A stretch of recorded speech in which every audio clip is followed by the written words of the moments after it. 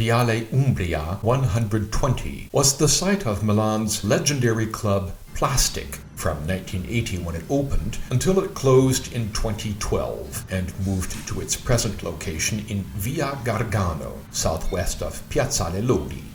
Photos from back in the early days of the club show the multicolored neon sign of Plastic to the right of the same colors in another neon sign reading Killer. So it was fitting when in November 2019, shortly before the pandemic started, an exciting new restaurant opened at the same address, called simply Killer. Now there's a new neon sign in the courtyard to the left of the entrance. Food kills love. Not sure about that. I might be more inclined to say food enhances love, or sometimes even food beats love. But without a doubt, no love without good food. Plenty of that now at Killer, and details in just a moment. A late summer evening saw everyone in the outside courtyard, well protected from street noise, which is where my table was located. Killer is justly proud of its cocktails. If you want, they will do a cocktail pairing for any or every dish on the menu, or you can opt for wine or a mix of accompaniments. When I told my super-friendly waiter I would like to start with a cocktail, he asked me what I normally drank before dinner. Hard to answer that one. I suggested something with not too much high-percentage alcohol. He promised to come up with a matching result, and soon he was back with an original concoction created by the bartender, which was spot on. The waiter happily provided me with a detailed explanation of its contents. Almond extract, mixed bitters, lemon, grapefruit, and bitter orange. He added, there's a noticeable taste of cherry from the almond extract, but there's nothing with cherries in the cocktail. What did they call it? He said they hadn't given it a name yet.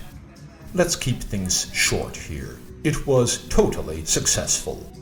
Along with this very smile-inducing cocktail came an equally likable amuse-bouche, a ground beef patty with Chinese five-spice and teriyaki sauce, plus unnamed pale green scatterings.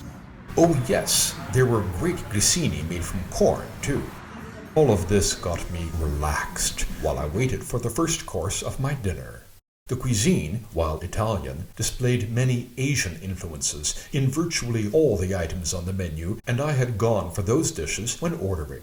Cutlery and serviettes were tucked into individual drawers which each table was equipped with, another original touch.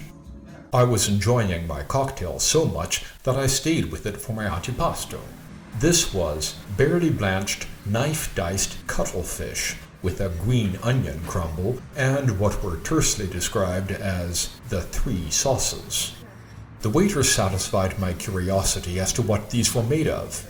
Tomatoes, cuttlefish ink, and marinated cucumber. I'd had a good feeling about Killer from the moment I arrived, and now I was getting major culinary confirmation.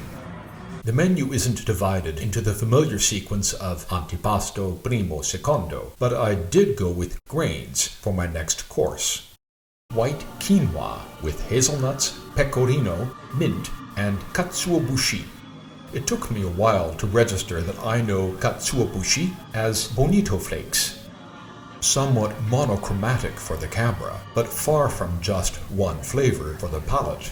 A great treatment of a non-Italian grain with classic Italian ingredients mixed with Asian flavors. I had entrusted my beverage accompaniments to my waiter, and he brought me a passerina evoe from the Marche, a bit inland from San Benedetto del Tronto, proving he knew exactly what would go well with the quinoa version of a risotto. What I'll call my secondo in the sequence I had selected was veal tongue in salsa verde, with Sichuan pepper plus daikon marinated in soy sauce and honey. Let me say right here that this was the best preparation of veal tongue I can recall having. The mix with a classic Italian salsa verde and the marinated daikon was truly memorable. My waiter rushed over to bring me the wine he wanted me to drink with the tongue, an Aglianico from Vigne Sanite in the province of Benevento in Campania. Once again, A perfect pairing. I requested a pause before proceeding to dessert and did some exploration while I filmed some clips and took photos, including a few of the ones you saw at the beginning. Some of the neon decor inside the rooms, emptied of tables for the duration of the summer season, could be seen as referencing the days when the site was home to the plastic. Moments after I had returned to my table, the dessert was served. A maracuya sorbet with apple slices which had been caramelized in San Simone bitters on top. I can't tell you more about Amaro San Simone than that it contains 39 aromatics from herbs and roots, mostly local, and that it is made in Torino. Oh, and that it added a fabulous flavor to the apple slices. A great dessert to end a splendid dinner. The plastic may be gone, but Killer is carrying on the flame, so to speak, to its own culinary summits.